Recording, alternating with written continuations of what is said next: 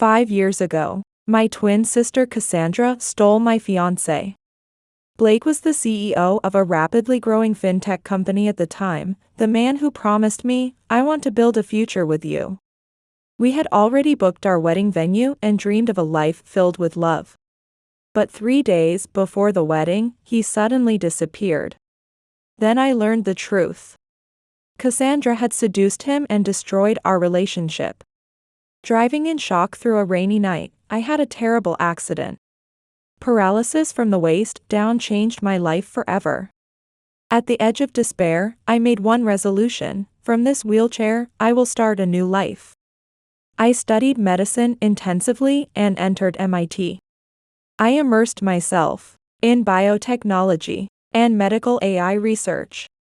Today, at my mother's funeral, Cassandra appeared with him. She was dressed in a black Chanel suit, a $50,000 Tiffany diamond necklace around her neck, and a dazzling diamond ring on her finger. Her outfit was calculated like a fashion show. "Oh, Vivian," she approached me with a hypocritical smile. "Still in that wheelchair? How pitiful."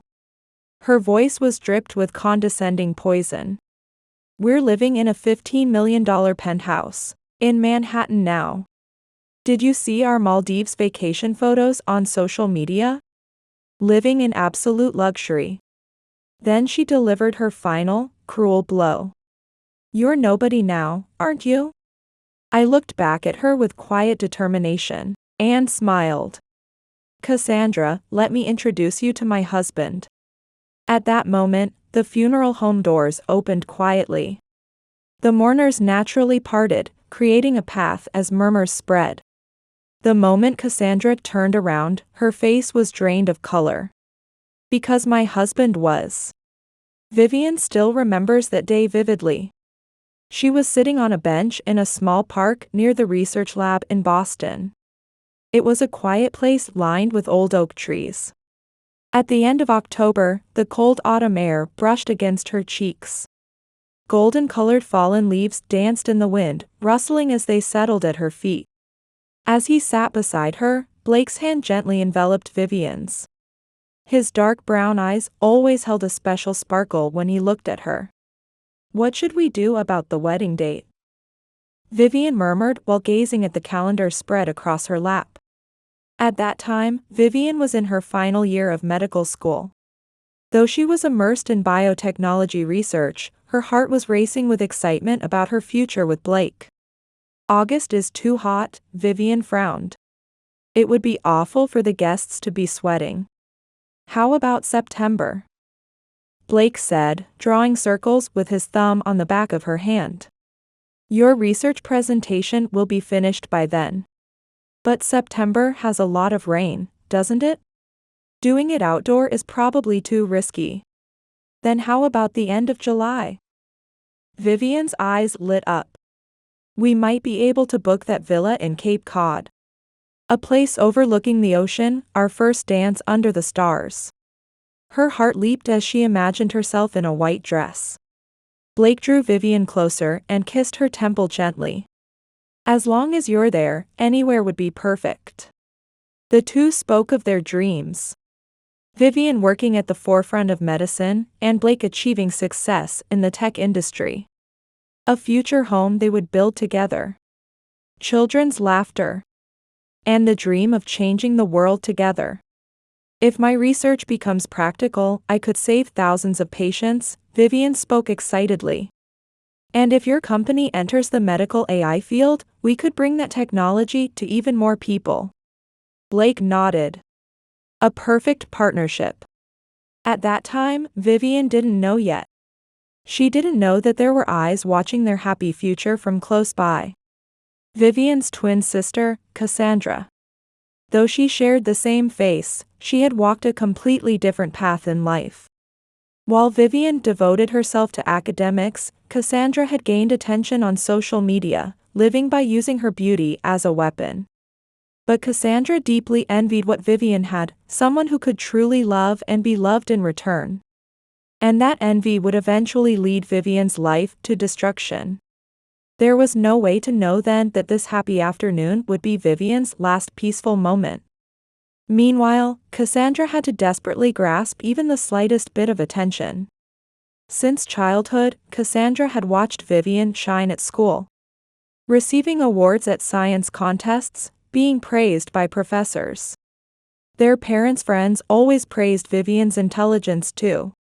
Though she was the twin sister, she was always in a supporting role. Cassandra is beautiful. She has a great figure, days of being praised only for her appearance, not her substance. That envy was once just a whisper in her heart. But now, it had transformed into a jealousy that simmered beneath her perfect smile. When Vivian announced her engagement to Blake, the news struck Cassandra like a blow. Blake wasn't just any man. He was a rising star in Boston's tech industry, and his charisma and ambition made him what anyone would call the ideal partner. His fintech company was experiencing rapid growth, and Blake's name was whispered among the upper class as a promising man. For Cassandra, Blake was exactly everything she had always wanted. Status, stability, a glamorous life. And now, he was Vivian's. In Cassandra's eyes, her sister already seemed to have too much. Intelligence, talent, and now the ideal partner too. That unfairness gradually ate away at her heart. It was jealousy that seemed alive, wrapping around her heart, whispering voices that suggested a plan she herself didn't want to clearly acknowledge. Cassandra's approach was cunning. It was as precise and delicate as surgery. She gradually slipped her presence into Blake's surroundings. She began increasing contact points while pretending it was coincidental. Bringing premium coffee to his office saying she was in the neighborhood, or deliberately staying behind after industry parties to listen to him talk about his latest projects. Her questions were precise, and her interest seemed genuine. Cassandra listened intently as he spoke of his ambitions and plans. She nodded at appropriate times and offered opinions that made him feel understood. Cassandra had positioned herself as a trusted confidant. As someone who understood Blake's heavy responsibilities and respected them, Vivian is so lucky to have someone like you, Cassandra said with a gentle smile. But her eyes were calculating and cold. There aren't many people who can support a man with your kind of vision, she added. Blake found comfort in her attention, and gradually his view of Cassandra began to change. He mistook her calculated charm for a depth, and her flattery for sincerity. He didn't notice that doubts and insecurities about Vivian were being slowly poured into his mind through Cassandra's words. Vivian is still young, you know. Maybe she doesn't understand reality, being so focused on research. She might not be suited for the harsh business world you're in. Such words were casually woven into their conversations. Cassandra appeared mature, sociable, and someone who could share ambitions in a way Vivian couldn't. Meanwhile, Vivian continued planning her future with Blake, knowing nothing. Working late in the lab while her heart raced with wedding preparations. Not knowing that cracks were beginning to form beneath her feet. But betrayal came like a storm. Clouds gathered in the sky unnoticed, then suddenly swept everything away. 3 days before the wedding, Blake disappeared. No phone calls, no messages. No reasons, no explanations. Vivian's messages remained unread, her calls went straight to voicemail. She knocked on his apartment door repeatedly, pounding until her fists ached, but the door never opened. The silence that spread behind her was heavy and cold, deafening. Days passed, then weeks. Still, nothing. Then one chilly afternoon, Vivian was shopping in downtown Boston. On a busy street, she saw them. Blake and Cassandra. Walking arm in arm, intimately together. Blake carried bags from high-end boutiques, while Cassandra held up a new diamond ring to the sunlight, showing it off. They walked with light steps, laughing together. Their closeness was unmistakably that of lovers. For Vivian, it was the moment the world lost its axis.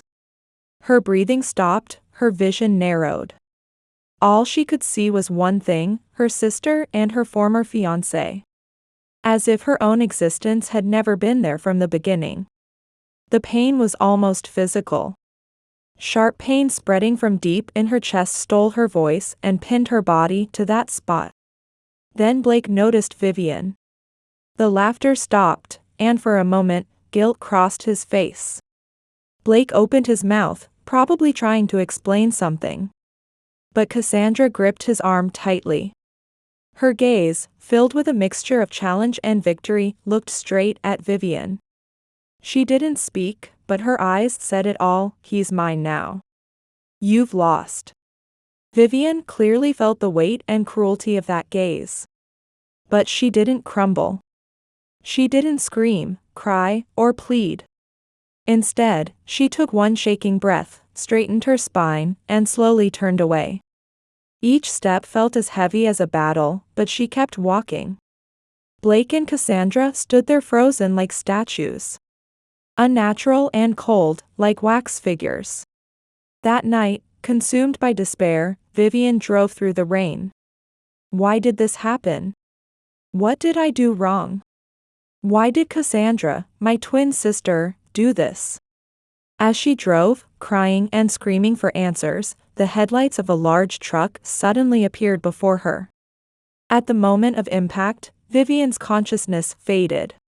She woke up in a hospital bed. The doctor's grave expression told the whole story. Spinal cord injury. Walking will be difficult. This betrayal shattered Vivian's world completely. She lost the person she loved, her hope for the future was cut off, and even her freedom to walk was taken away. But she bore that pain without voicing it. Eventually she learned that Cassandra and Blake had held a lavish wedding.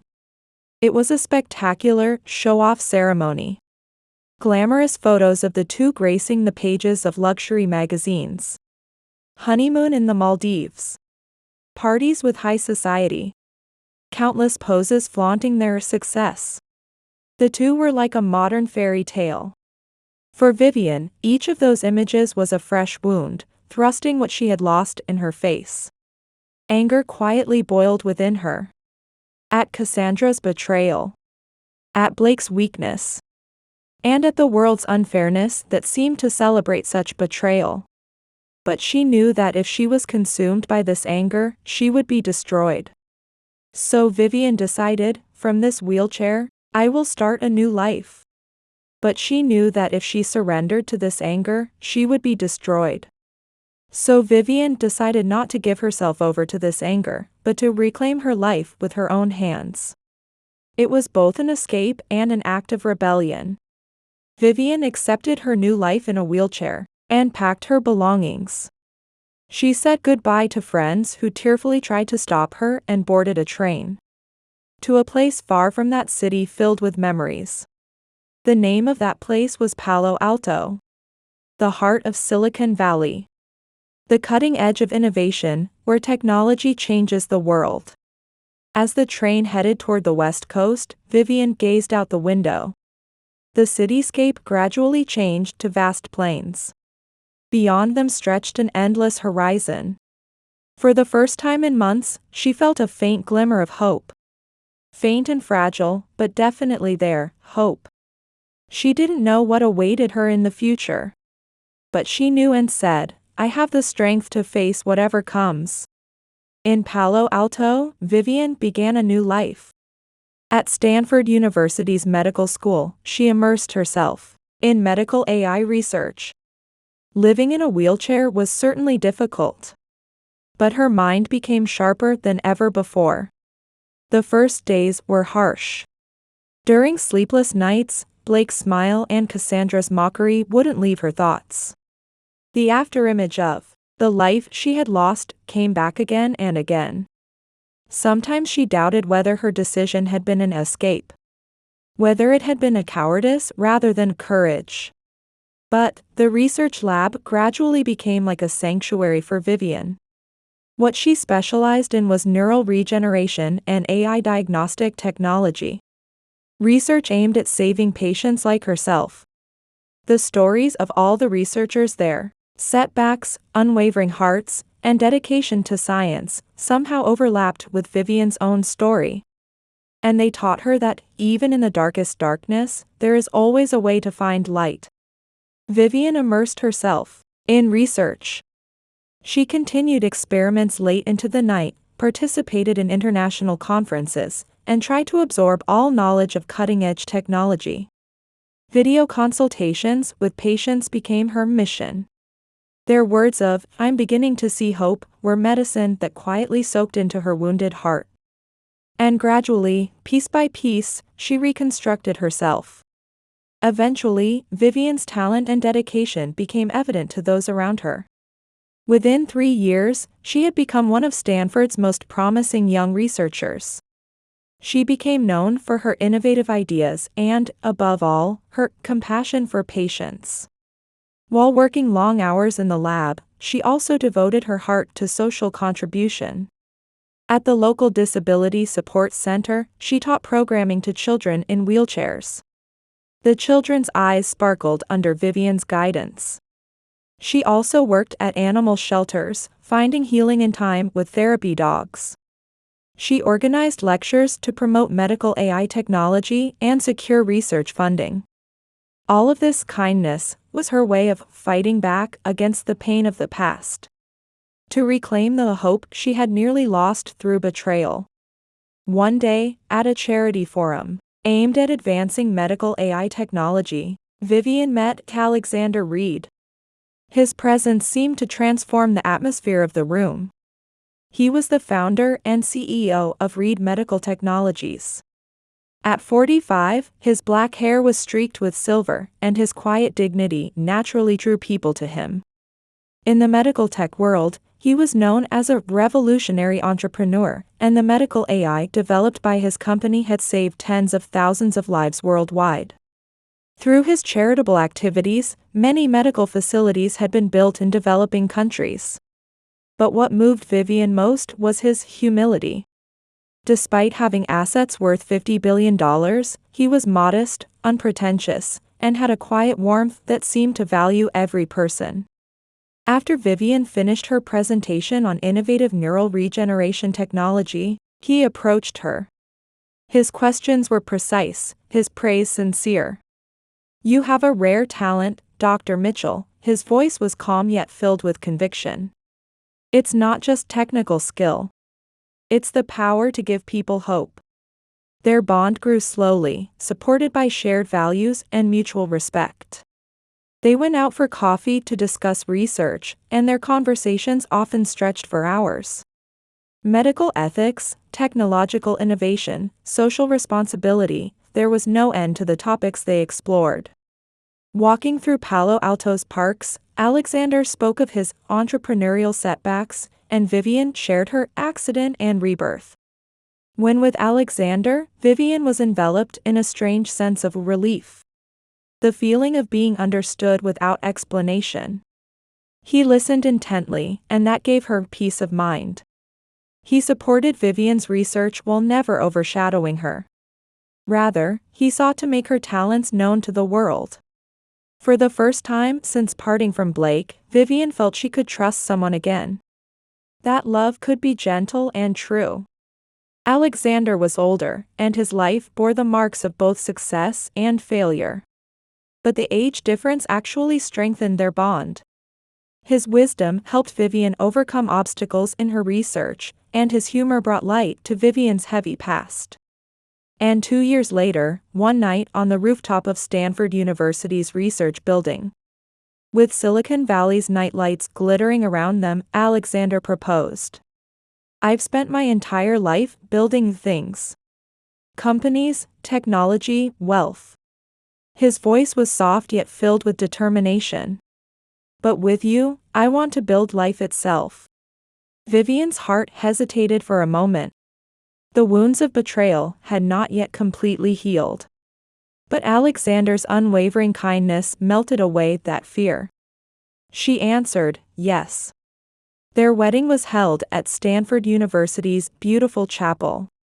Only close friends and research colleagues were invited. Their love burned like a quiet but certain flame that needed no flashy displays. Their home in Palo Alto was surrounded by the latest medical equipment and research materials, filled with their laughter and passion for joint research, a place of creation. Together they developed medical AI technology, building a revolutionary future that would save patients around the world. Vivian had finally found it: purpose, love, and peace of mind. Her former pain and betrayal have been locked away in a distant corner of memory. And she no longer visited that place. She rarely thought about her hometown, Cassandra, or Blake anymore. She chose to live treasuring the present instead. But fate never goes as planned. One cloudy morning, a phone call reached her. News from her hometown. Her mother had died suddenly of a stroke. The news hit Vivian like a wave, instantly dragging back the past she had desperately tried to contain. Her mother, Caroline, had been a kind and intelligent person. She worked as a high school English teacher, loved literature, and believed in the power of education. For the past few years, the two hadn't even spoken. The distance, and the pain in her own heart, had kept her away. Still, Vivian loved her mother deeply. Not being able to reconcile. Not being able to tell her how much she meant to me. That regret weighed heavily on her heart. Returning home meant meeting Cassandra and Blake again. That thought alone unsettled her. Could she remain calm?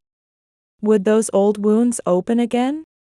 Noticing Vivian's distress, Alexander gently took her hand. "You don't have to bear this alone. I'll be right beside you." Those words were a lifeline. And the two set off for the place Vivian had once called home. On the private jet journey back, conversation was sparse, the engine noise mixing with Vivian's pulsing thoughts. As the city drew closer, memories came flooding back one after another. The park where she sat with Blake. The room where she shared secrets with Cassandra. Those streets where joy and pain intermingled. The funeral was held in the VIP room of a luxury funeral home. Light streaming through stained glass cast pale colors on the elaborate wreaths. The air was heavy, and the sky outside was a dull gray, as if even the heavens were mourning along. Faces from Vivian's past appeared one after another. Their expressions mixed politeness with curiosity about how she's doing.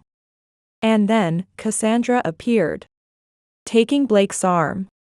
Her entrance was calculated like a stage performance. Cassandra wore a black Chanel custom-made coat. Its elegant silhouette stood out even more in this somber scene. At her throat was a $50,000 Tiffany diamond necklace, dazzling diamond earrings sparkled at her ears, glittering like stars in the dim light. Every gesture exuded the confidence of someone accustomed to being watched.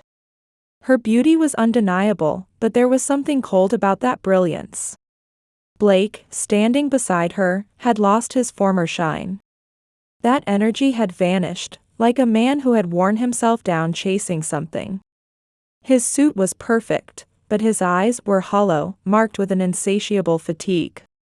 The two approached Vivian slowly, like predators stalking their prey. Their steps were cautious, their gazes sharp as if appraising her present situation. Cassandra stopped in front of Vivian and looked down at her sitting in the wheelchair with a glance. In her eyes, faint contempt seeped through. Poor Vivian, Cassandra's voice was filled with hypocritical sympathy. Still in that wheelchair. All these years later. Then she wore a cruel smile. "We're living in a $15 million penthouse, in Manhattan now. Did you see our Maldives vacation photos?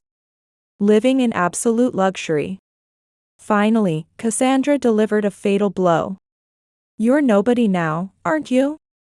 Cassandra pressed closer to Blake's arm. Her hand was firmly placed on his arm, as if flaunting, "This is mine."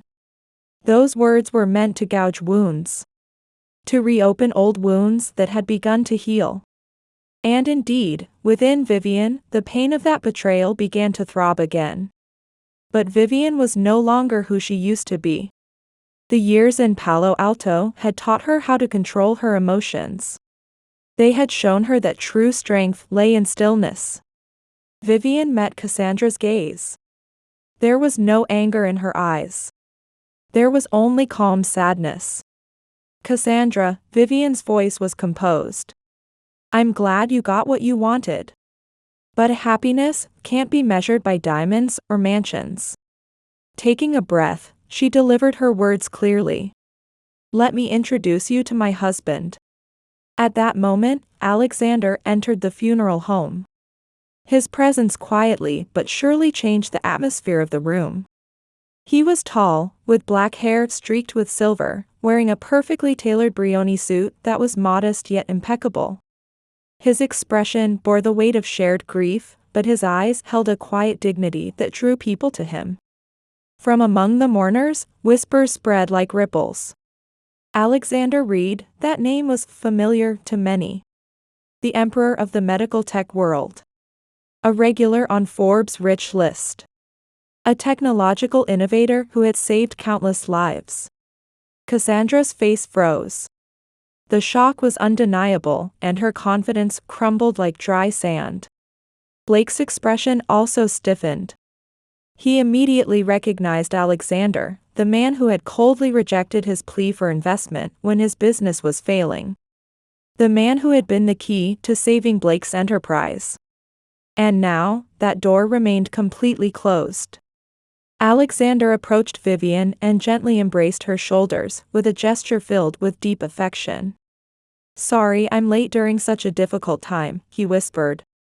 His whisper was like an anchor supporting Vivian amid turbulent emotions. Vivian leaned into him, drawing strength from his presence. She felt her heart being enveloped by that supportive warmth. She turned her gaze to Cassandra and Blake. There was no triumph or malice in that look. There was no longer any need to prove anything. Her happiness itself had already become the answer. Alexander extended his hand to Blake. "My condolences," his voice was formal but polite. "Your mother was a remarkable woman." Blake shook his hand in return, but was clearly uncomfortable. Even without Alexander saying anything, the silent pressure in that silence, knowing everything, struck him far more devastatingly than any words of reproach could have. Vivian and Alexander approached her mother's casket. Vivian leaned forward from her wheelchair and said her farewell. The figure of her mother lying there was so peaceful it seemed unreal, and at that sight, Vivian's heart nearly shattered again. In a small voice, she conveyed her love, her regrets. She apologized for the years spent apart and reported that she was living a life you could be proud of. The tears that flowed were not just grief. They were tears of purification. And also a vow to move forward. Cassandra stood in the shadows of the funeral home. Her composure was gone, her bravado collapsed, and the sharp mockery that had dwelt in her eyes had vanished. What could be seen instead was the color of desperation. She had made defeating Vivian her reason for living. But at that moment, she realized how empty that victory had been. Blake also seemed to have realized something. His eyes gazed into the distance, as if he was finally beginning to accept reality. Blake was aware of the value of what he had lost.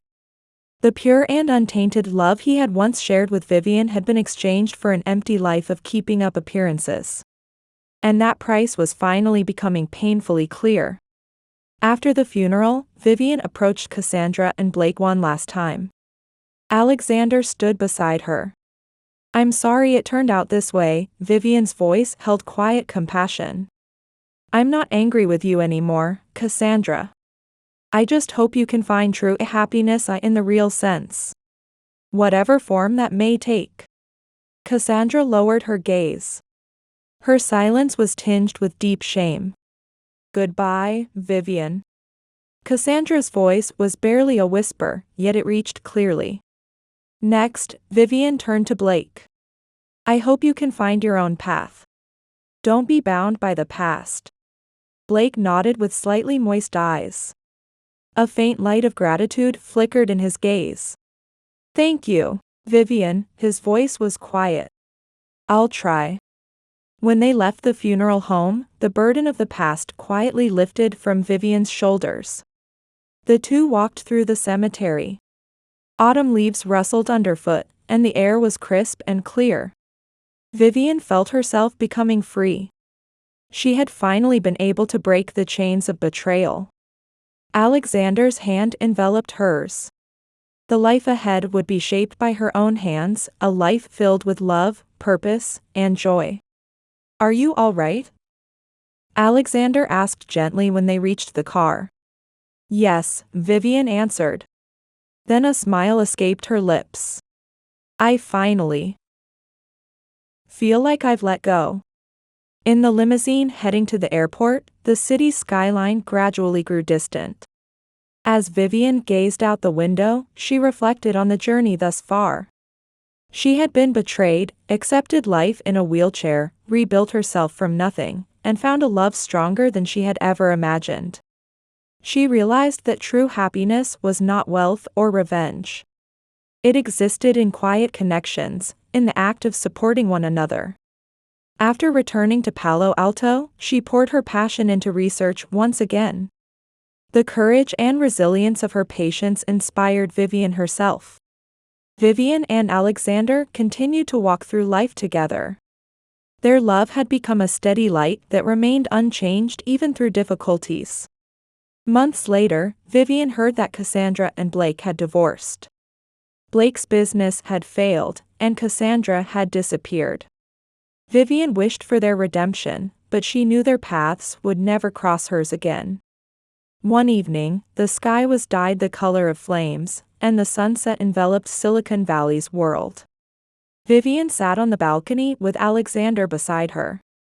From their home, Stanford University's campus could be seen. In that peaceful moment, her heart was quietly fulfilled. Having faced the past and forgiven those who had hurt her, she has come to stand again as a single life. Though seated in a wheelchair, her heart was freer than anyone's.